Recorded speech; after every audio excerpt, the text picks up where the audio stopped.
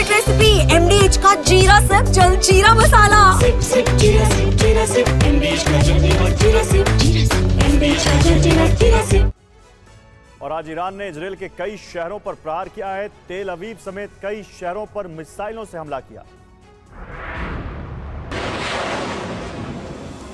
आज सुबह सुबह ईरान ने इजरायली शहरों पर सैकड़ों टन बारूद बरसाए हैं। ईरान ने सबसे ज्यादा हमले तेल अवीव पर किए हैं। ईरानी सेना ने तेल अवीव पर एयर स्ट्राइक कर कई इमारतों को ध्वस्त कर दिया।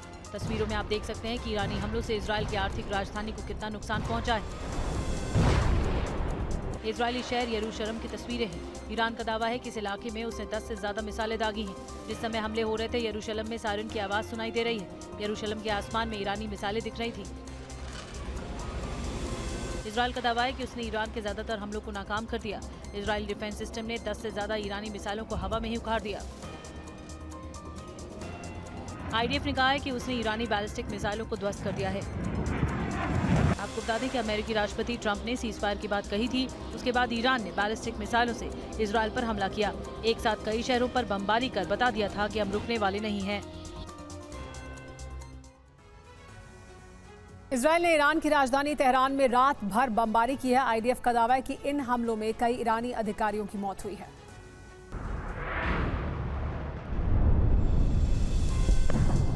ईरान ने इजराइल के कई शहरों पर बारूदी बारिश की है। वहीं जवाबी कार्रवाई करते हुए इजराइल ने ईरान के कई शहरों को बारूद के ढेर में तब्दील कर दिया है। कई महत्वपूर्ण इमारतों को IDF ने निशाना बनाया है।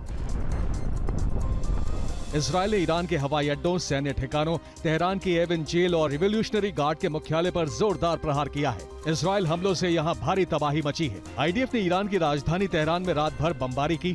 तेहरान में इजरायली सेना ने कई इमारतों को जमींदोज कर दिया है। हमले के बाद इलाके में आग लग गई। पूरा इलाका धुआं धुआं हो गया। IDF का दावा है कि हमलों में ईरान के कई अधिकारियों की मौत हुई है, लेकिन अभी इसकी आधिकारिक पुष्टि नहीं हुई है कि हमलों में कितने अधिकारी मारे गए हैं। IDF का दावा है कि ईरानी रिवोल्यूशनरी गार्ड मुख्यालय, रक्षा उद्योग सुविधाएं और परमाणु ठिकानों पर एक नहीं कई बार हमले किए गए। इजरायली सेना ने रात भर भीषण बमबारी कर ईरान के उन ठिकानों को ज्यादा नुकसान पहुंचाया जहां पहले भी हमले हुए थे।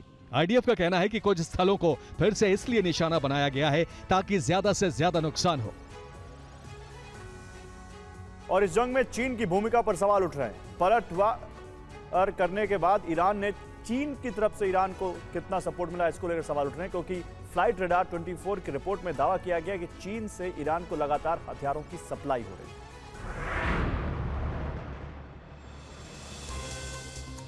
इजरायल ईरान के बीच ईरान जा रहे चीन के सीक्रेट विमानों को लेकर फिर सनसनीखेज दावे किए गए। फ्लाइट रडार 24 की रिपोर्ट में यह दावा किया गया कि ऑस्ट्रेलिया सैटेलाइट ने चीनी विमानों की संदिग्ध गतिविधियों को फिर रिकॉर्ड किया। चीन से 2 एयरबस A340 प्लेन के जरिए तेहरान को वेपन सप्लाई का दावा है। फ्लाइट रडार 24 के मुताबिक सैटेलाइट तस्वीरों में कैद हुए दोनों विमानों को महान एयरलाइंस से संबंधित बताया गया। रिपोर्ट में यह भी दावा किया गया कि 14 जून से अब तक चीन से ईरान के बीच बोइंग 747 की 5 कार्गो उड़ानें ट्रैक की गई हैं और आशंका है कि ईरान ने खैबर शेखन और हास्का मिसाइलों के लिए चीन से हजारों टन सोडियम परक्लोरेट मंगाए हैं। इसके अलावा बड़े पैमाने पर ड्रोन इक्विपमेंट और मिसाइल बैटरीज की सप्लाई भी की गई है। खबर यह भी है कि ईरान में ग्लोबल पोजिशनिंग सिस्टम को बंद करने में भी चीन की बड़ी भूमिका रही। ईरानी क्षेत्र के अंदर अब चीन ने बेदू सिस्टम को एक्टिव कर दिया है। चीन की ओर से यह कदम अमेरिकी वायुसेना को चुनौती देने के लिए किया गया।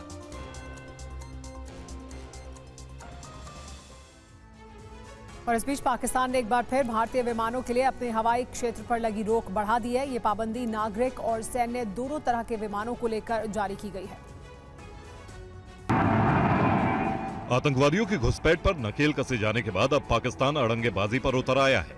एक बार फिर भारतीय विमानों के लिए अपने हवाई क्षेत्र पर रोक बढ़ा दी है। पाकिस्तान ने ताज़ा फैसले में कहा है कि भारत की सभी एयरलाइनों या लीज पर लिए गए विमानों पर ये रोक शामिल है, चाहे वे नागरिक विमान हो या सैन्य विमान। भारतीय विमानों के लिए ये नया नोटम 23 जून से 23 जुलाई 2025 तक लागू रहेगा। ये प्रतिबंध पाकिस्तान के कराची और लाहौर FIR क्षेत्रों में लागू रहेगा। जानकारी के मुताबिक पाकिस्तान ने यह पाबंदी जमीन से लेकर अनंत ऊंचाई तक लागू की है। बताया जाता है कि पाकिस्तान ने यह फैसला भारत पाक संबंधों में जारी तनाव के मद्देनजर लिया है। ऑपरेशन सिंदूर के बाद दोनों देशों के बीच तनाव अब भी खत्म नहीं हुआ है।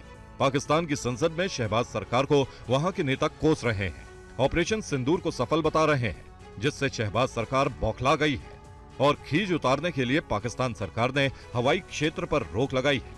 इस रोक से अंतर्राष्ट्रीय विमानों के परिचालन पर ज्यादा खर्च होगा। वहीं दोनों देशों के रिश्ते सुधरने के बजाय एक बार फिर बिगड़ सकते हैं। और ऑपरेशन सिंदूर के बाद भारत अपनी सैन्य क्षमता को लगातार बढ़ा रहा है। इसी कड़ी में अब भारतीय सेना के लिए AI कंट्रोल्ड मशीन गन का ट्रायल शुरू कर दिया गया है। मोर्चे पर तैनात है मशीन, चलाने वाला कोई दिख नहीं रहा, लेकिन फिर भी गोलियां दागी जा रही, फायरिंग जारी है, निशाना सटीक। यकीन कीजिए, ये भारत की कामयाबी की एक और तस्वीर है AI मशीन गन, जो दुश्मन को देखते ही खुद ही ऑपरेशन शुरू कर देती। भारतीय सेना इस AI मशीन गन का परीक्षण कर रही है। ये मशीन गन लंबी दूरी पर टारगेट का पता लगाने से लेकर हमला करने में सक्षम है। इसका निर्माण भारतीय फर्म ने किया है।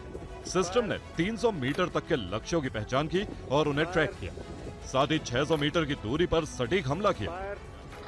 कंपनी के मुताबिक यह हथियार प्रणाली 21 दिनों तक बंकर के अंदर ऑटोमेटिक मोड में काम कर सकती है। इसका उपयोग बख्तरबंद वाहनों और नौसैनिक प्लेटफॉर्मों पर भी किया जा सकता है। AI संचालित हथियारों की बढ़ती मांग को लेकर इसका परीक्षण लगातार जारी है। 2020 में भारत ने इजराइल को 16,479 नेगेव गन का ऑर्डर दिया। अब सेना ने 40,000 ऐसी मशीन गन की आवश्यकता का अनुमान लगाया। ये है सीक्रेट रेसिपी MDH का जीरा सिर्फ जलजीरा मसाला। Sip, sip, jeera sip,